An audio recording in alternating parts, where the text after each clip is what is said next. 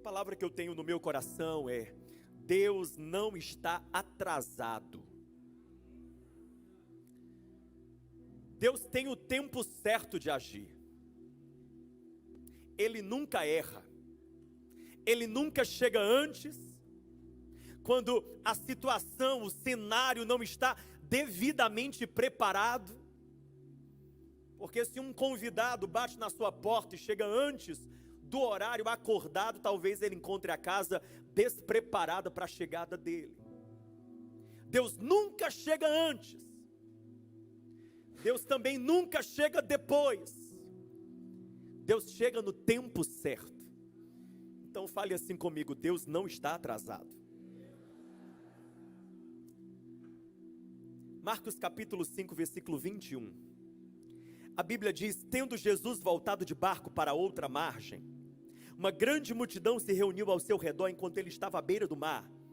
Então chegou ali um dos dirigentes da sinagoga, chamado Jairo, e vendo Jesus, prostrou-se aos seus pés e lhe implorou insistentemente: a minha filhinha está morrendo.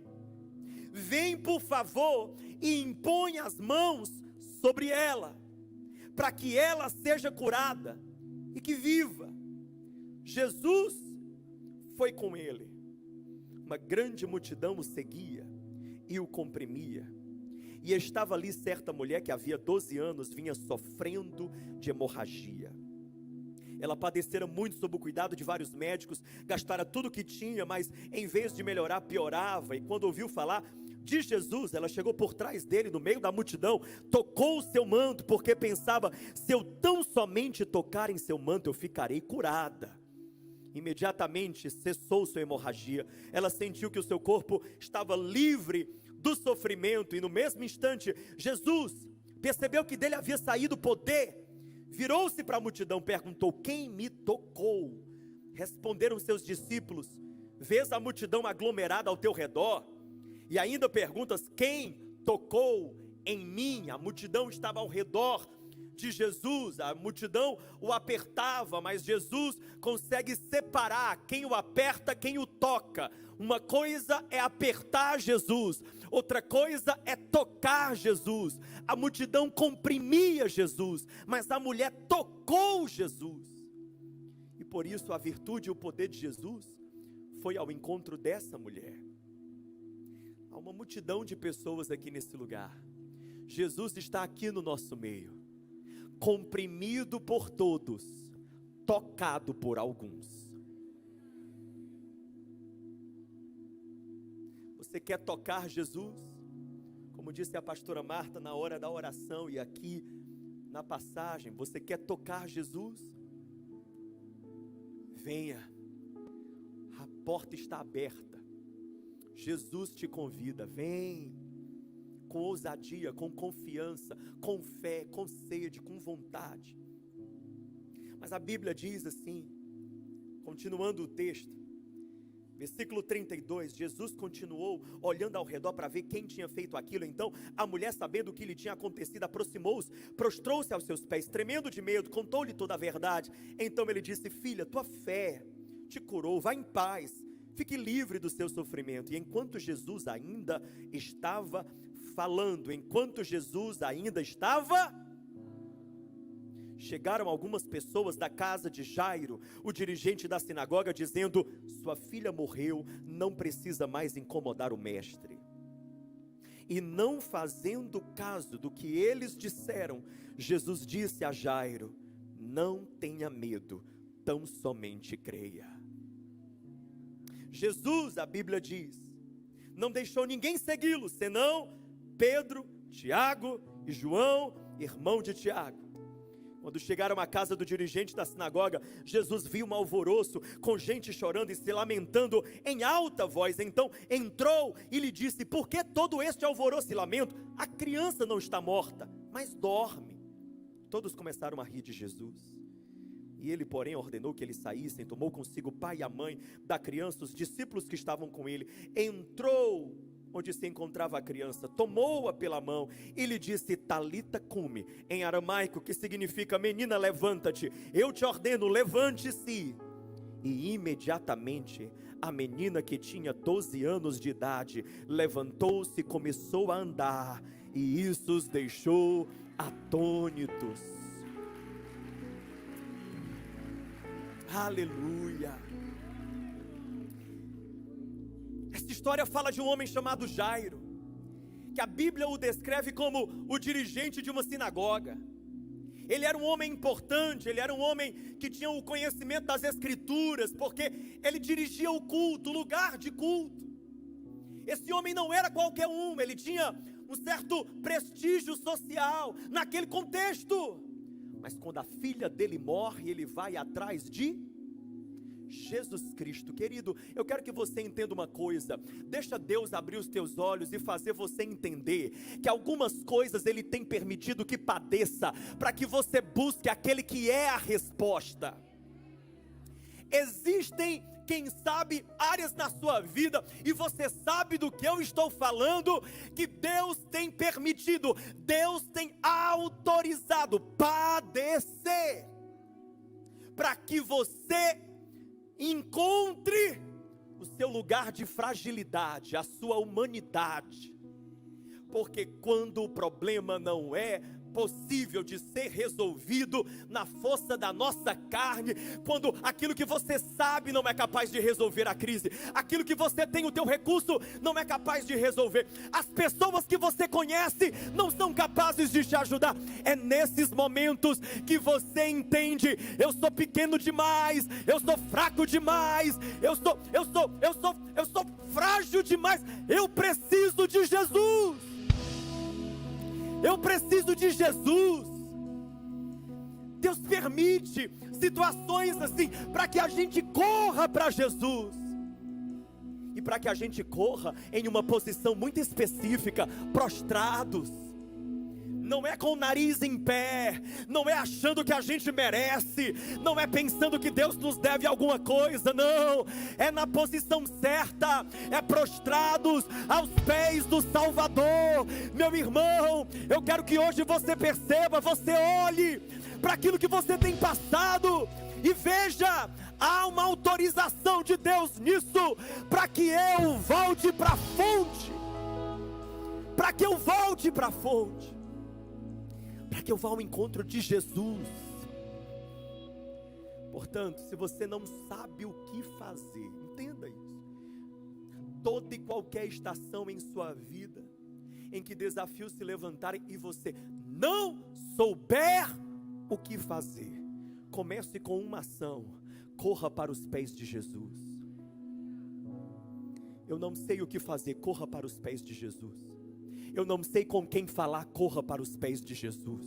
Eu não sei se eu devo primeiro fazer o exame, primeiro contar para a família, primeiro falar com o médico. Eu não sei por onde começar. Comece correndo para os pés de Jesus. Se você não sabe o que fazer, meu irmão, aperta esse botão: eu vou buscar Jesus. Buscar-me-eis e me achareis, quando vocês me buscarem de todo o vosso. Quem procura por Jesus encontra. Jesus não é difícil, Jesus não é inacessível, Jesus não está em uma geografia que você não consegue entrar, Jesus não está lá longe, não. Talvez você tenha que se movimentar de alguma maneira, mas saiba que se você buscá-lo, Ele vai se deixar ser achado por você. E tem mais: você não só o encontra aqui na igreja, não. É na sua casa, quando as lágrimas descem, quando o choro bate. Você está entendendo o que eu estou falando? É na noite difícil, quando você não consegue dormir, meu irmão. Quando você não consegue dormir, dentro lá do teu quarto, Jesus se manifesta ali. Ele buscou Jesus, e quando ele buscou Jesus, naquele momento ele clama dizendo: mestre, a minha filhinha está doente. Ele fala, não é uma coisa, não foi um carro que quebrou, é algo que é caro, valioso para ele, precioso, aliás, de preço incalculável, é uma filha. E ele apresenta para Jesus. Eu acho lindo quando o texto diz: e Jesus foi com ele. Porque uma coisa é você levar o seu problema para Deus, outra coisa é você levar Deus para o seu problema. Eu quero liberar essa palavra sobre a sua vida. Você não apenas vai apresentar a Deus os seus problemas, mas Deus vai te dar graça para você levar Deus para a tua situação. Porque o que nós estamos fazendo aqui agora, quando a gente levanta as mãos e ora, é dizer: Deus, aqui está o que eu estou passando. A gente leva o problema para Deus. Mas o que acontece de maravilhoso, quando a gente sai pelas portas da igreja, é que a gente tem a oportunidade de levar Deus para o nosso problema, levar Jesus para lá. Você vai levar Jesus para onde está doendo. Você vai levar Jesus para os lugares que tem te apertado, para as situações que tem te sufocado. Você vai levar Jesus para lá. Você pode ser um canal, um instrumento da presença de Deus, para que ela chegue lá. Você entende? A gente precisa da ousadia de Jairo, a ousadia de quem pega Jesus pela mão e diz: vem comigo. Você está entendendo?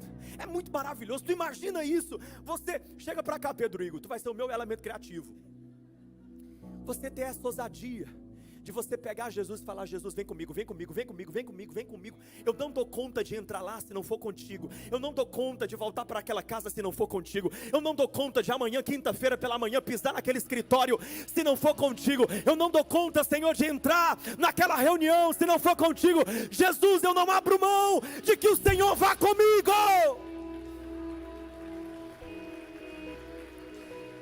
Gente, levar o problema para Deus é virtuoso, é necessário.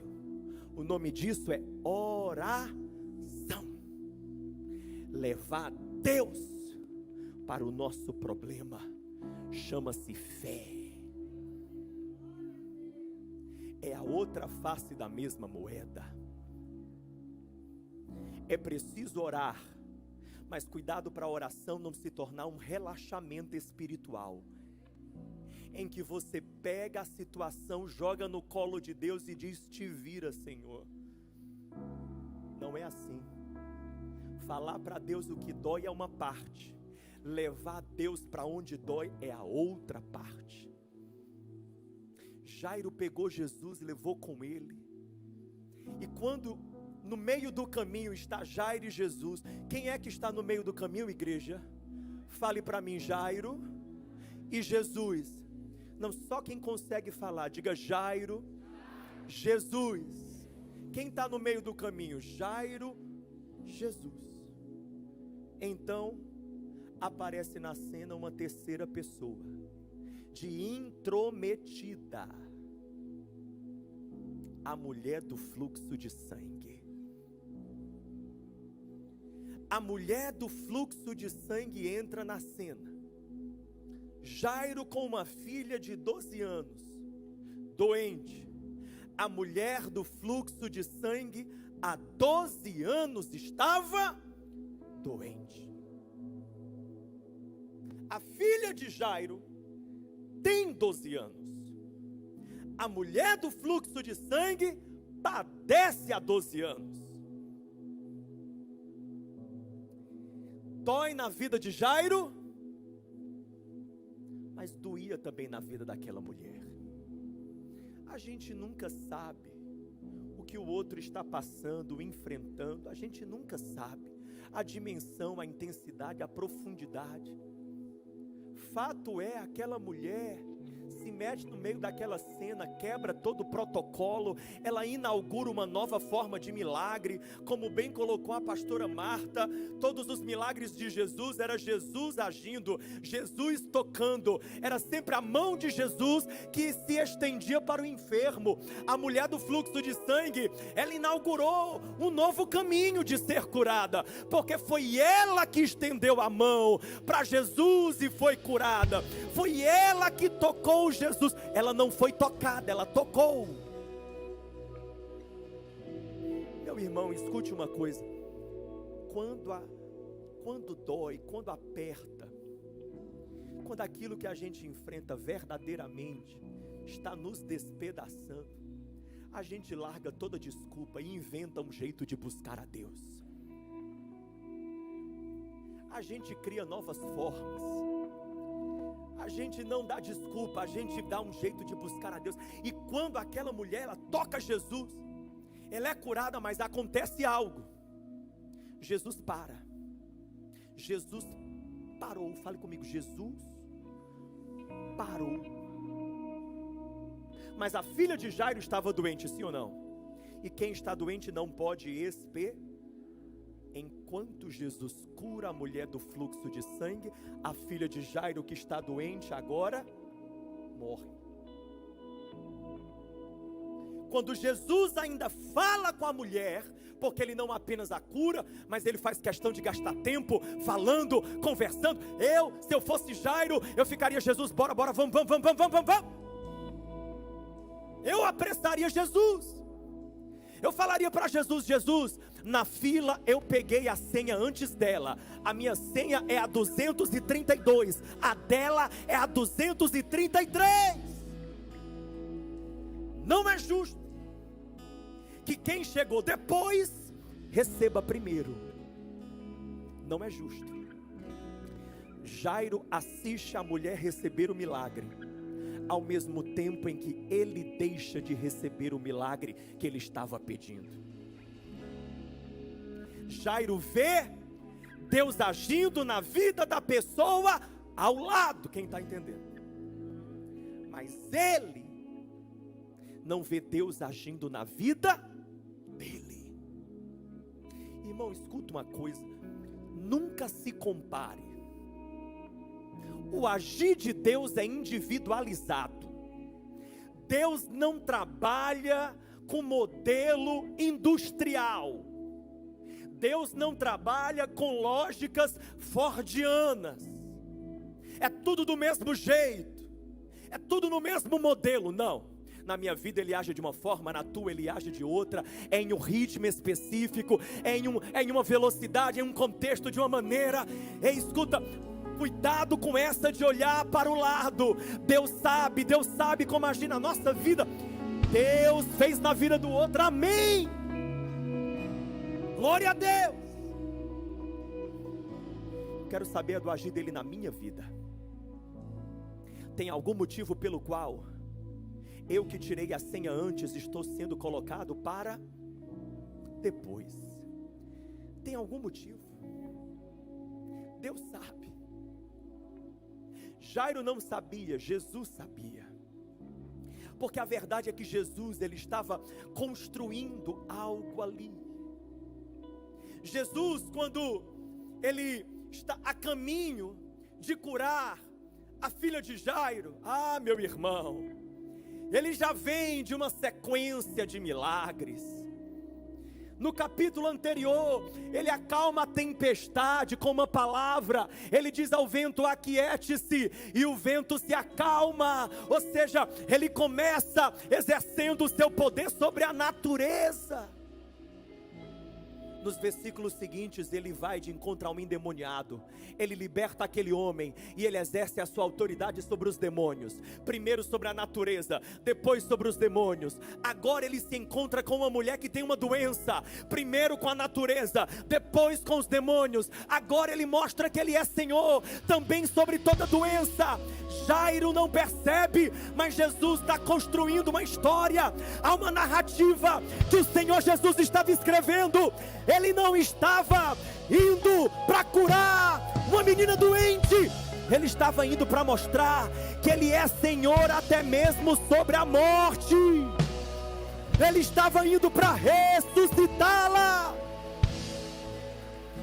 Deus está fazendo algo. Eu preciso dizer isso para você, meu irmão.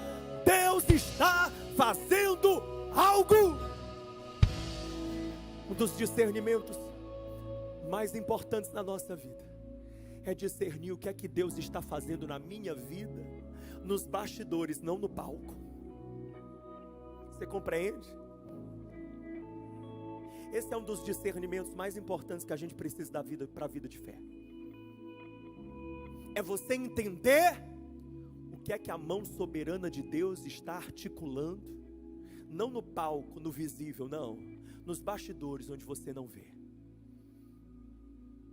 O que Deus está fazendo, porque Ele sempre está fazendo. Sempre. Jesus disse: o meu Pai trabalha até agora. Deus nunca está parado, Ele sempre está operando.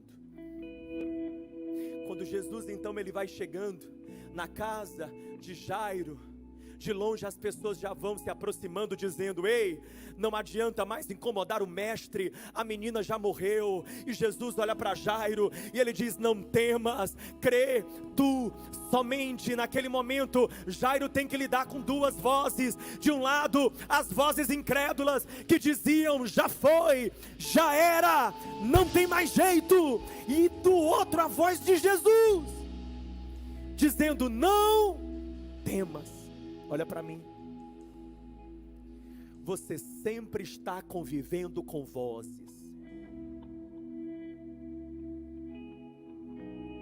nem sempre alinhadas com a voz de Jesus. Você precisa decidir a qual voz você vai dar crédito. Você precisa decidir a qual voz você vai dar autoridade sobre você, qual voz terá peso sobre você, qual é a voz. Olha, meu irmão, eu não preciso ser profeta para saber que há vozes agora, enquanto eu prego, falando na sua cabeça, há vozes falando dentro de você o dia todo, há vozes falando com você de segunda a segunda. Você dorme ouvindo vozes. A minha pergunta é se essas vozes estão alinhadas com a voz de Jesus. Porque por um lado vem a voz da descrença dizendo: deixa de importunar o mestre, já era. A voz que diz: já foi, entregue os pontos, desista.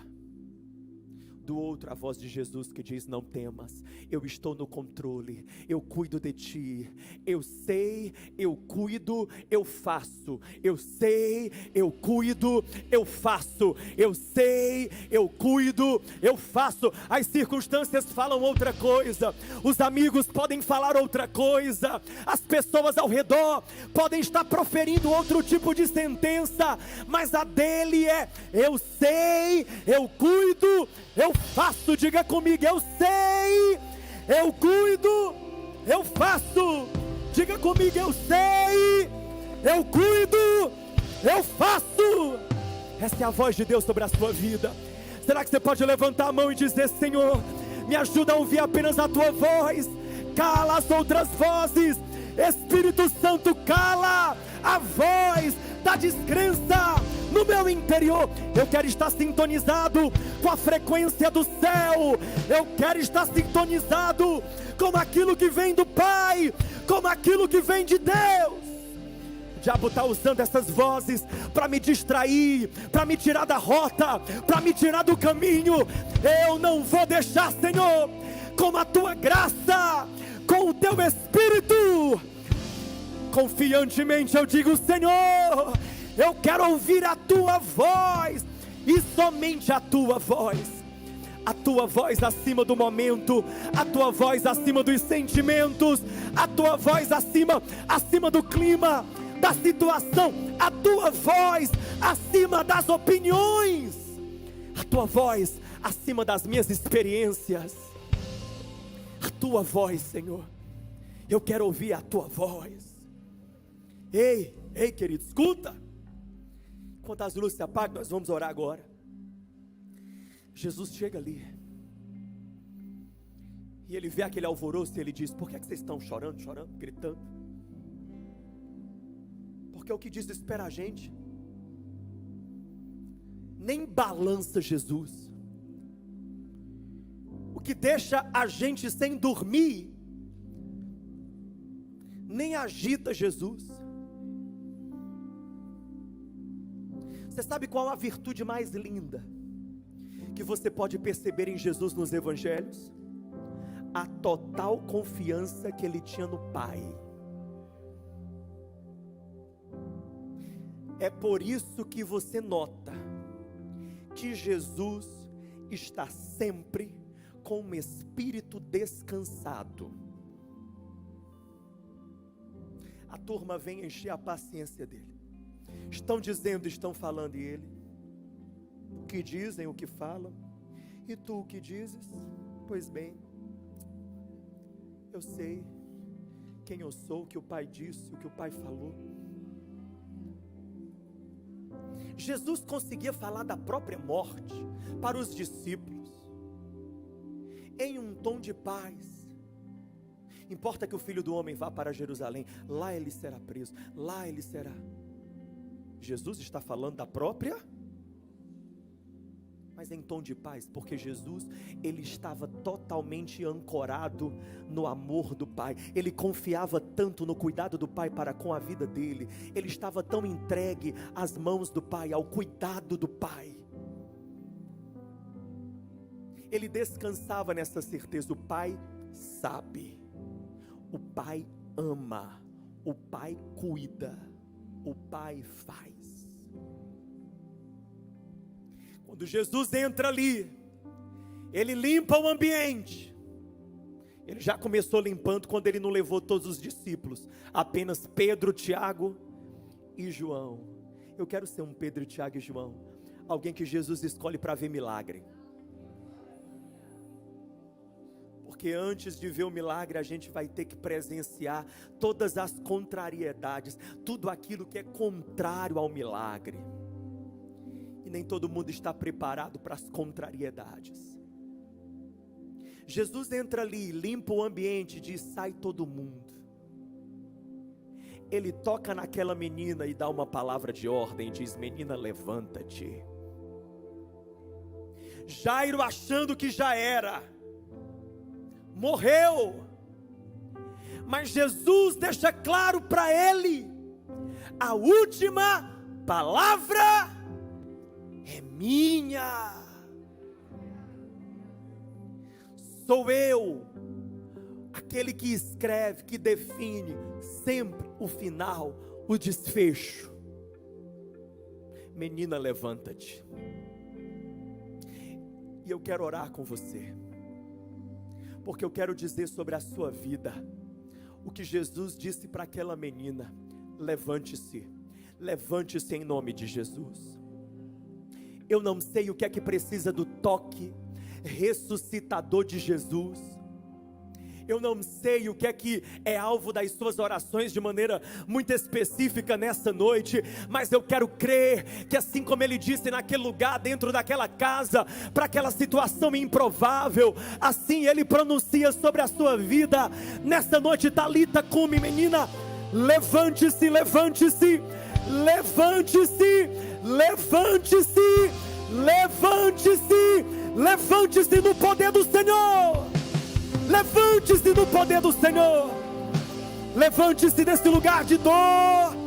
Levante-se desse lugar de insucesso. Levante-se desse lugar de adoecimento da alma. Levante-se. Levante-se dessa depressão. Levante-se desse desânimo profundo. Levante-se. Levante-se do pecado. Levante-se da lama do pecado. Levante-se de uma vida aquém daquilo que Deus tem para você. Levante-se em nome de Jesus.